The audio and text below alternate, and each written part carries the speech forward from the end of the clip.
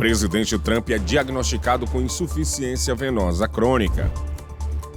Procurador-Geral da Flórida admite acusações indevidas contra imigrantes após suspensão de uma lei migratória. Brasil envia carta aos Estados Unidos e fala em negociação de tarifaço. O Brasil News começa agora.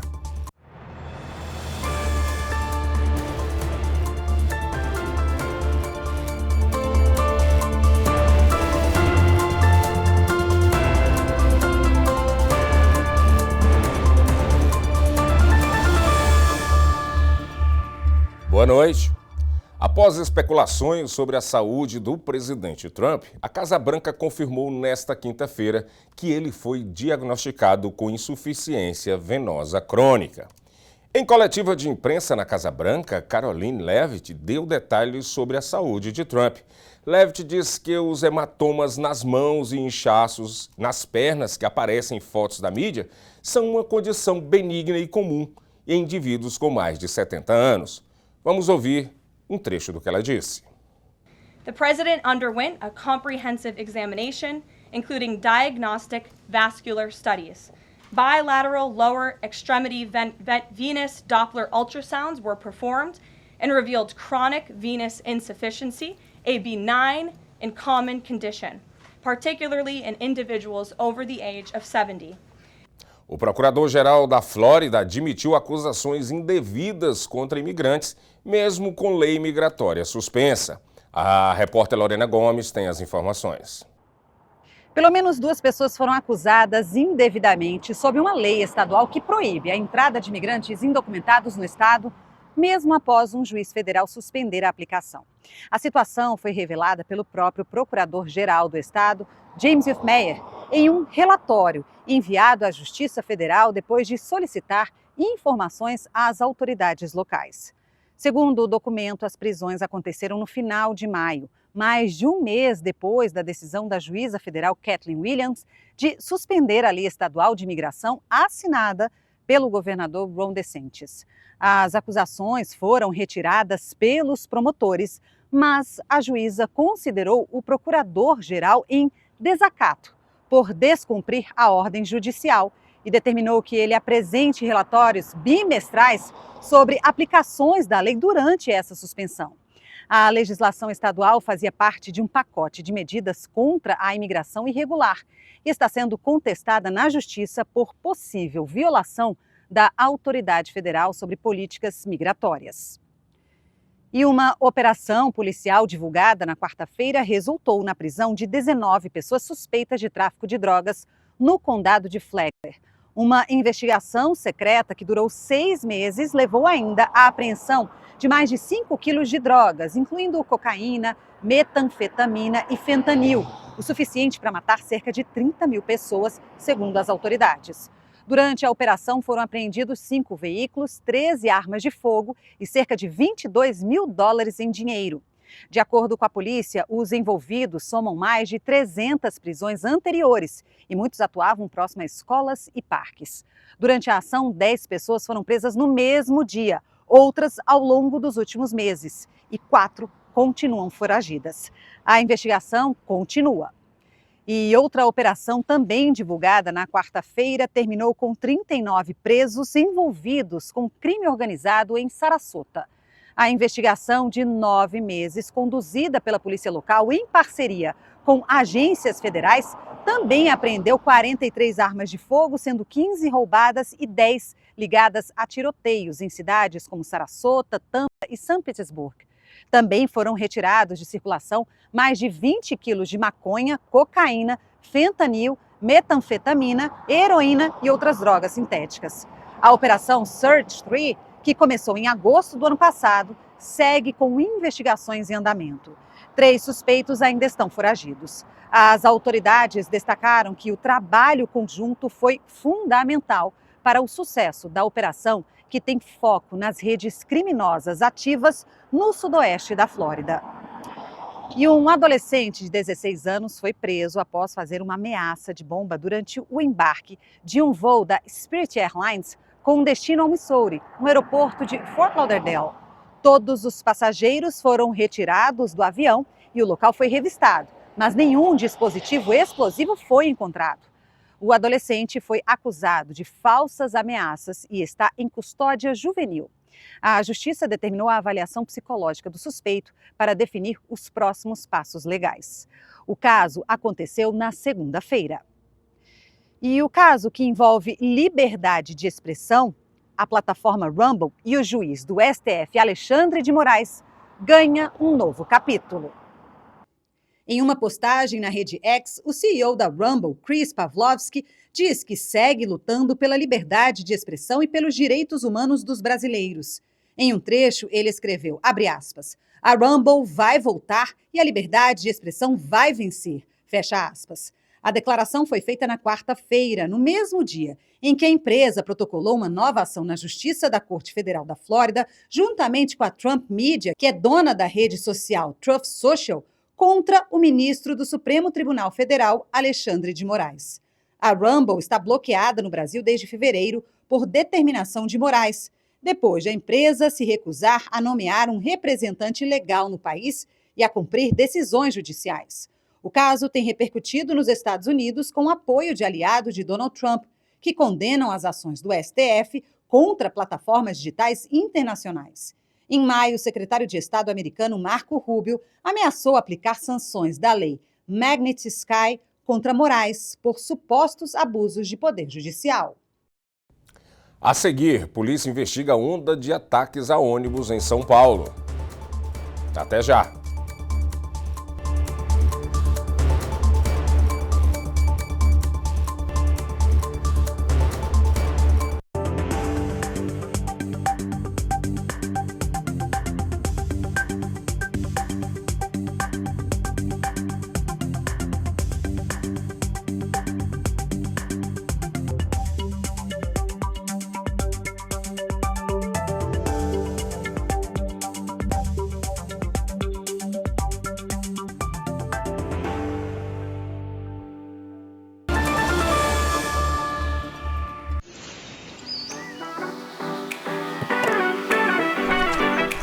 O açaí Triunfo é sua fonte de energia natural e saborosa.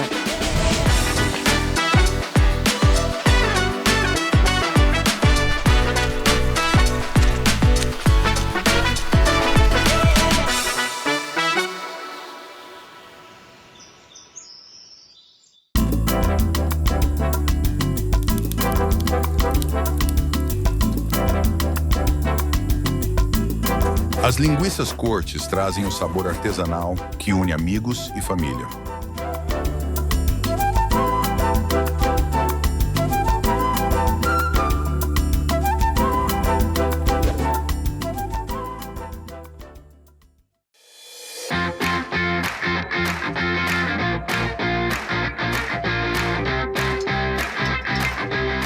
Mimoso traz para sua mesa o autêntico sabor de Minas Gerais.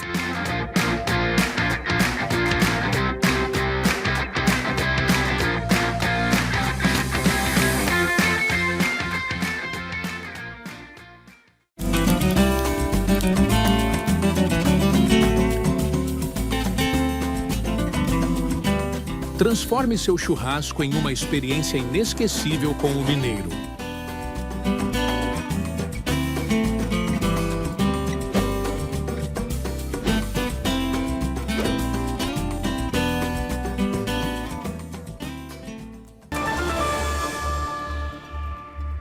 E agora você fica com as principais notícias do Brasil com a correspondente Arlene Balieiro.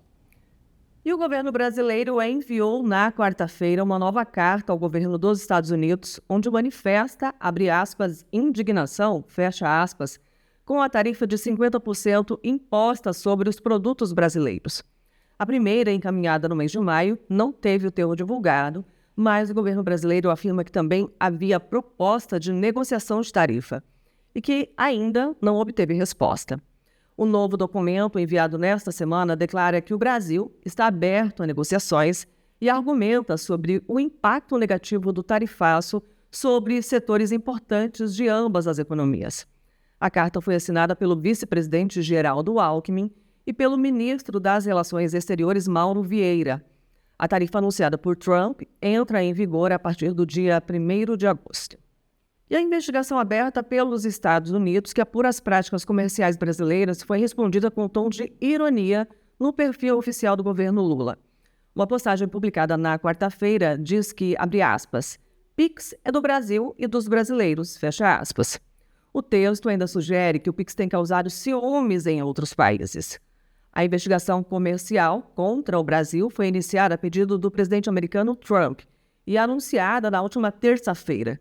O relatório oficial do governo americano apresenta várias acusações. Dentre elas, cita a Rua 25 de Março como exemplo de tolerância à pirataria e produtos falsificados.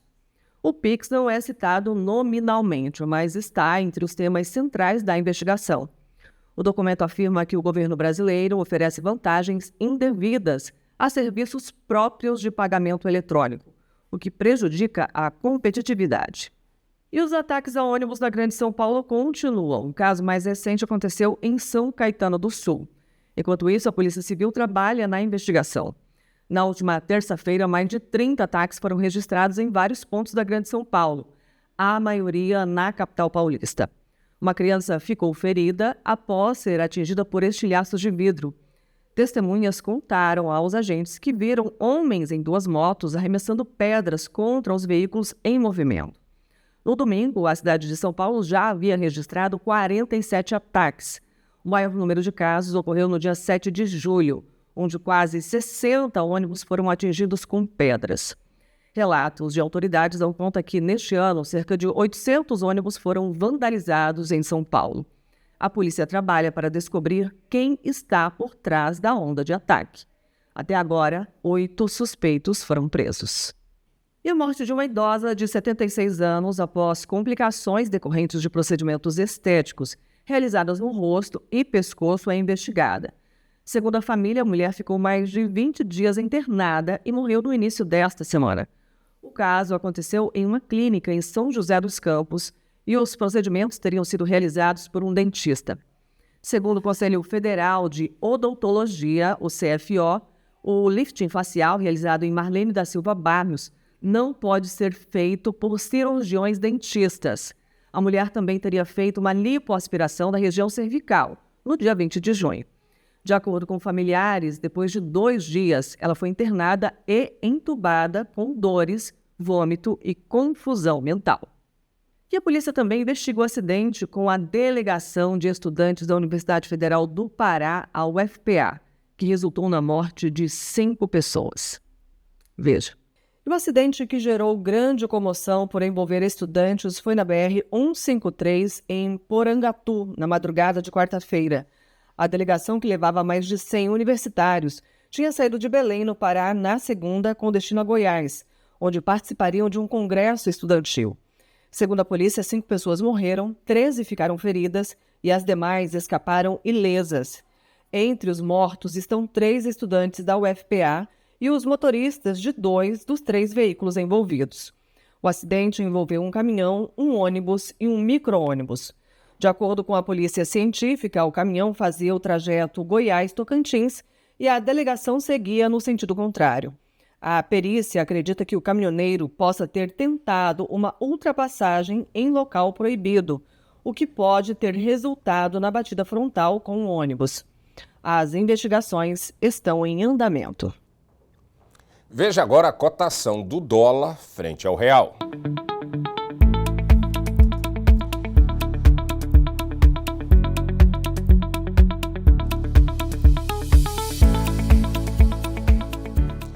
E em uma estrada nos Emirados Árabes Unidos é possível dirigir ao som de nada mais, nada menos que a 9ª Sinfonia de Beethoven.